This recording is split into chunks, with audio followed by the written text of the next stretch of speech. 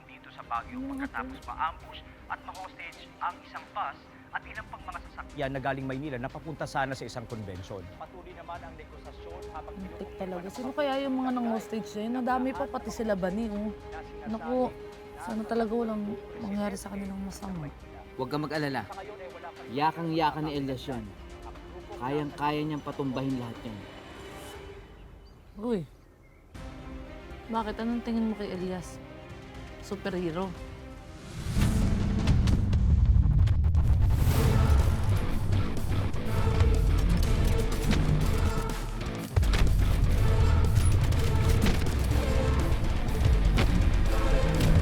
Teka. Kilala ka ba namin?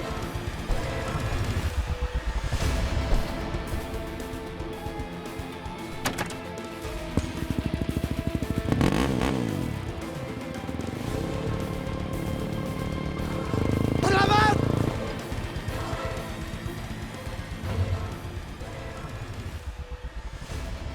Ikaw? Ikaw yung nagligtas sa amin kanina? Elias! Dito na ako ulit mga brother. Saan galing yung mga fight scene mo kanina? Shockers talaga eh. Napakagaling mo eh. Ito hanggang ngayon nagbibiro ka pa din. Nasa peligro na nga yung mga kaibigan natin, oh. Alam mo, kahit nadamay dyan sila Kapitana at si Lorna, eh, ayoko rin naman nung mangyaring masama sa kanila. Hindi naman ako ganun kasamang tao. Basta, pagkasama mo si Elias, hindi ka pababayaan yan. Kilala ko yung kaibigan ko na yun. Sana nga. Sana walang mangyari sa kanilang masama. Gusto. Sumasakit yung braso ko eh, kaya binalik ko yung sling ko. Grabe yung nangyari sa inyo sa Baguio, no? Oo nga eh. Pero, alam mo, buti na lang talaga nandun si Elias. Kasi kung wala siya doon, baka kung ano nangyari sa amin. Elias na naman, tinan mo to. Bakit? Wala yun, ano ka ba, Pero mo pretty? ulitin ko, Elias? Elias. Elias. Tigilan mo nga ako. Tingnan mo, iba talaga yung ngiti mo pag nababanggit yung pangalan ni Elias. Huwag mo nang likid ng mali siya. Ikaw naman. Uy, Oka. Yung nagawa mo. Ha? Eh, ito kasing motor ko eh. Oh, Pudpud na yung mga gulong, mukhang palitin eh. naku. Kailangan ba talagang palitan? Bakit? Ano ba mangyayari? Oo, kailangan na siyang palitan kasi pag hindi pinalitan yan, may tendency pagka nagmamaneho ko sa daan, mabutasan yan o madulas, sumabog, maging sanhi ng aksidente, di ba? Uy, wag naman sana, knock on wood. Knock on wood, ba't sa ulo ko? Ano ka? Eh, gusto ko lang sabihin sa'yo na huwag ka sana maaksidente. Ganon? Oo, So, meaning to say is, nag-aalala ka. syempre naman. Nag-aalala ka, so concerned ka. Oo nga. Kinikilig ako. Ano naman eh. Palitan mo na kasi yan. Oo nga, Oka. Dali na. Yun nga problema eh. Ano yung problema? Gusto ko ng palitan, kaya lang, ala naman akong pera dito. Yung huling pera ko nung pinamasahe natin papunta doon kay tatay eh. Ay, Tapos, siyempre yung tatay ko, di ba, may lupa na binibigay sa akin. Hindi ko siyempre tinanggap dahil, ano ako, buhay pa yung tatay ko kaya. gusto mo pautangin na lang kita. Huwag mong gagawin yan. Huwag. Pretty wag. Hindi ko mo magandang lalaki ko. Ano? Papautangin mo na. Aray ko! Dami mo naman sinasabi. Joke lang, ito namang isang to eh. Nagmo-moment pa ako dun eh. Siyempre, nakakahiya sa'yo. Hindi, okay na yan. Okay lang ako. Sure ka. Oo. Actually, Bane, Pretty, may pera naman talaga ako. O, nasaan? Kaya lang, natandaan ko, nasa pautangan. Almost 1 year na siya. Wow. Ayun, natandaan ko na. Oh. Sayang nga eh. Oh, bakit naman? 5,000 pa yun. 5,000? 5,000. Grabe naman, ang laki naman ng 5,000. Sino bang umutang sa'yo? Si Lorna. Ay, si Lorna? Si Lorna. Tingnan mo nga naman tong babaeng to talaga. Wala na yatang tao dito sa Balangga na walang atraso yan. Alam mo, Oka, ang tanga mo. Alam mo naman, chismosang butangerang budolera pa yung hayop na yun eh. Alam mo, dapat siya yung pinapalit mo dito sa gulong mo eh. Ha? Hindi basta-basta yun mapupudpo dahil sa sobrang kapal ng pagmumukha nun. Paano mo sisingilin yun? Sige. Hindi mo malaman ang gagawin ko eh.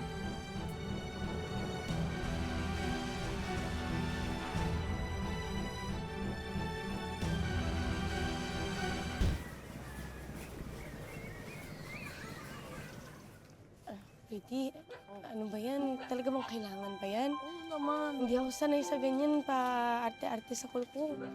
Bagay na bagay sa iyo kapag malinis yung kuko mo. Ano ka ba? Dapat yung ganyang ganda, lalo pang ine-enhance. Oo. Lalo na ngayon, binibining marikit ka. Diba? Dapat iba na yung level ng ganda mo. Tsaka paano ka papansin ni Elias niyan? Ikaw naman, Sabi sa'yo. injured pa nga ako eh. Tsaka, hindi rin naman ako maasa masyado kay Elias.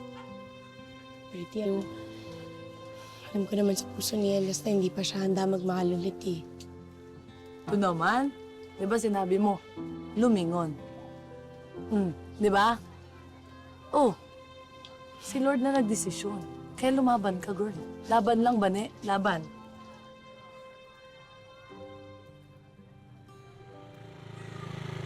Tagal pa ba to? Uy, si Oka. Oka! Hello po. Ma'am Nanette. Pretty. O bakit?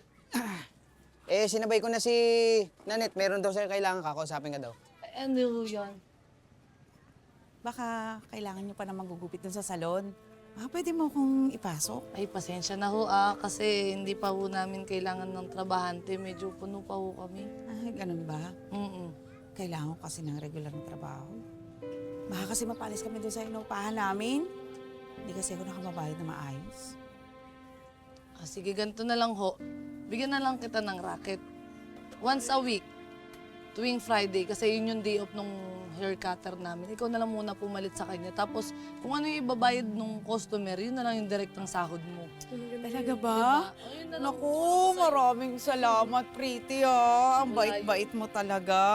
Ayun. Kaya bagay na bagay kay ni Oka eh. Ha? Na mabait din daw, sabi ni Lorna.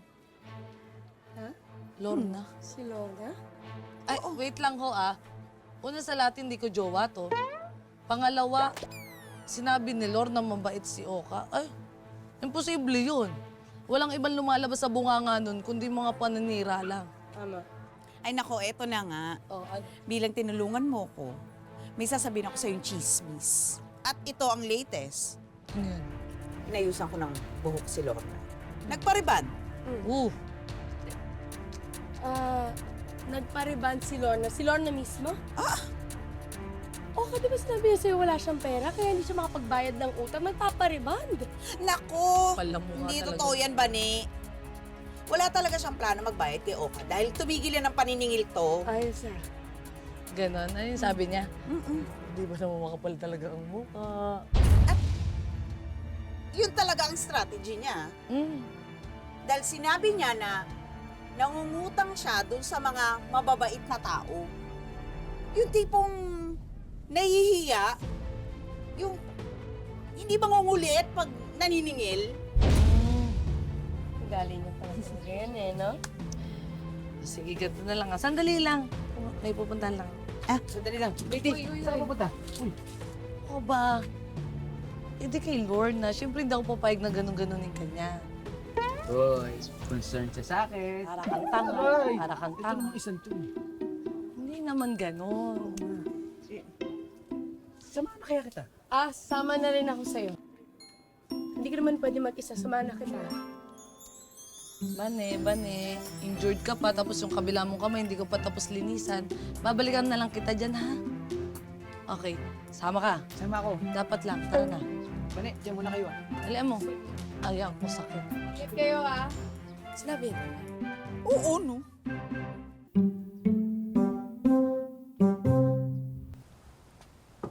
Pretty!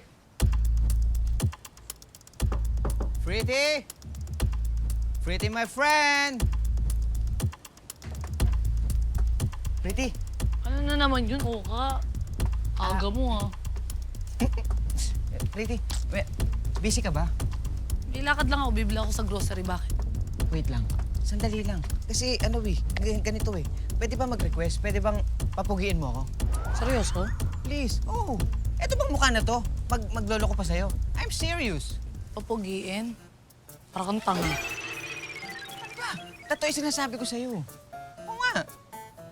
Beautician ako.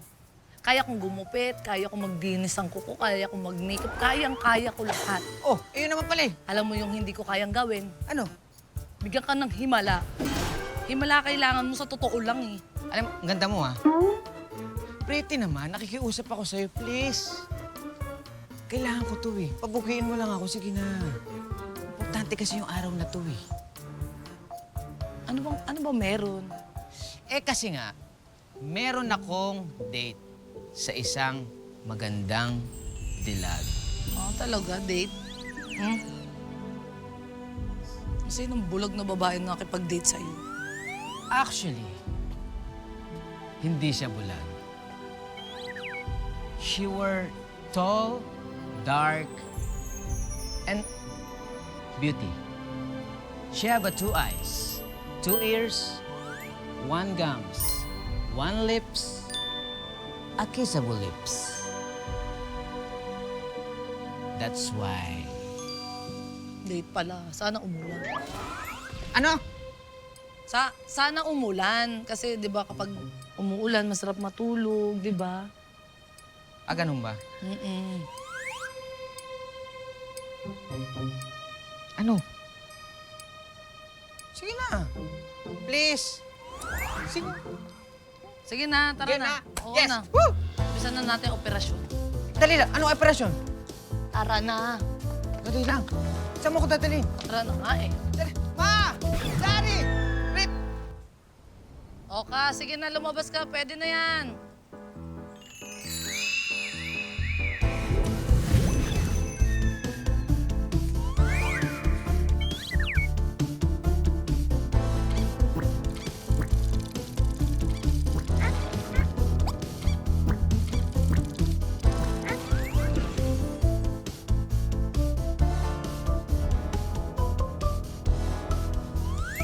Okay na yan. Okay na ba? Sige na. Sabihin mo na yung totoo sa akin. Please, huwag ka na magsinungaling. Am I right? Pogi na ba ako? Perfect na ba? Okay na yung makeover mo? Okay.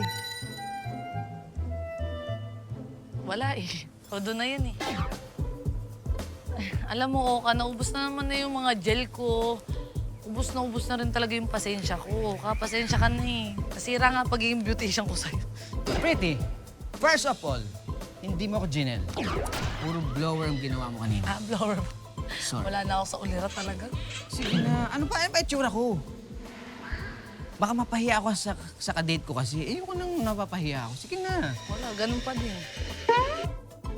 Ano tayo magagawa dun? Siya nga pala. Pretty, Oh, pwede mo ba ako samahan? ay. Parang sumobra naman na ata yung kakapalan ng mukha. Tama Hindi naman na. sa ganun, Pretty. Mag-grocery ako, di ba? Oo nga. Pero mag-best friend tayo. Oh, Ang best friend, sinasamahan niya yung best friend niya. Kaya nga sila mag-best friend. parang ayun na kitang ka-best friend. Sige na nga. Wala naman tayo magagawa eh. Sige na, alis na ako ha. Sandali lang. Pretty. Ano na naman yun? Oh, mag-grocery ako. O sige, pag nag-grocery ka, sasamahan kita. Ako pa magtutulak, sumakay ka pa. Wow. Sige na. Please, samahan mo na ako. Ay, naku, Oka. Ayoko na. Sige na, Pretty. Kailangan mo kasing makilala yung makakadate ko. Bakit, hoy? Basta, pumayag ka na kasi. Papayag na yan. Papayag na yan. Yee! Papayag na yan. Yee! Oh, sige na, bilisan mo na. Okay na? Oo na. Yes! Woo! Wait, Ba ganyan pa? Pretty? Beside me. Pa ganyan ka pa, ha? Dali! Oo.